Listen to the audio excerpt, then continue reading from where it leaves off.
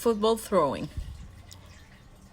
This type of movement is classified as an overarm throw because it's a single-handed projectile throw over shoulders, and is considered as a complex motor skill because it involves different segments of the entire body.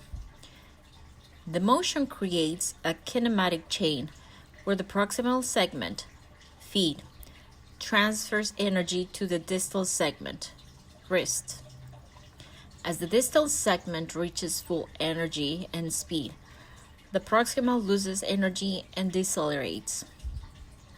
This motion can be broken down in 4 phases for analysis. Number 1, preparation. Number 2, caulking. Number 3, acceleration. Number 4, deceleration. This complex motor skill has 4 primary motions that control energy generation. Number 1 is a trunk translation and rotation. Number 2, shoulder rotation. Number 3, elbow extension and wrist flexion.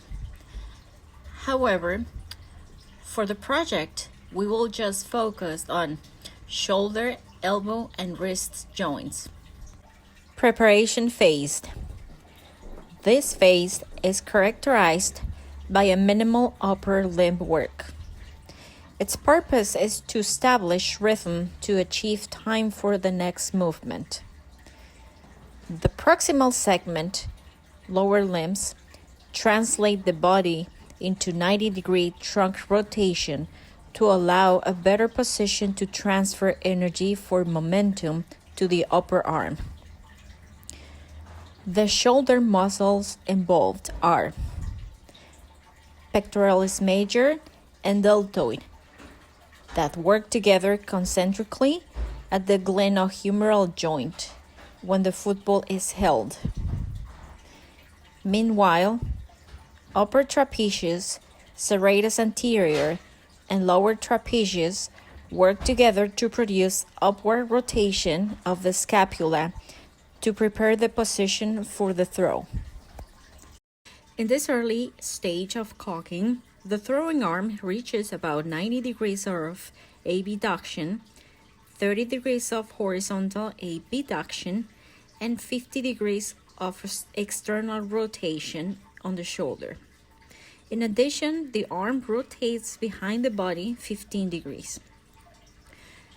Muscles involved, infraspinaceus and deltoid, work together to abduct the arm concentrically. Trapezius, serratus anterior, and pectoralis minor are moderately active, keeping the upward rotation and the retracted position of the scapula. In this phase, the shoulder is abducted 90 degrees, horizontally abducted 10 to 20 degrees, and externally rotated about 175 to 180 degrees, producing a rotation torque on the humerus joint. There is a scapular retraction also to stabilize the glenohumeral joint for compression. When external rotation is occurring, the head of the humerus translates posteriorly on the glenoid fossa, increasing pressure on anterior structures. Muscles involved. Especially at this point, infraspinaceus and teres minor are highly activated because of the compression of the rotator cuff due to external rotation, horizontal adduction, and internal rotation. Muscles involved. Serratus anterior and pectoralis major, they both move forward to horizontal flexion. Meanwhile, the scapula protracts. Deceleration phase. This phase begins once the football is released and the shoulder reaches the internal rotation. Now moving on to the elbow joint. In the starting position, the wrist is in a neutral position, so the brachioradialis and biceps brachii are concentrically contracted. Then to initiate the throw, the shoulder becomes externally rotated, so the brachioradialis and biceps brachii concentrically contract. Then to initiate the throw, the brachioradialis and biceps brachii eccentrically contract while the triceps concentrically contract to extend the elbow. Then while the football is thrown, the shoulder internally rotates and the elbow is extended by the triceps working concentrically. In addition, the biceps brachii is working eccentrically to decelerate the elbow. Pronation also occurs during the throw. The muscles that pronate the arm are the pronator teres, pronator quadratus, working concentrically. During the starting position and throughout the throw, the wrist muscles are working isometrically to maintain a neutral position. During the deceleration phase, there is a slight ulnar deviation of the wrist joint. Following this motion, there is a slight wrist flexion in order to follow through with the football to maximize its potential.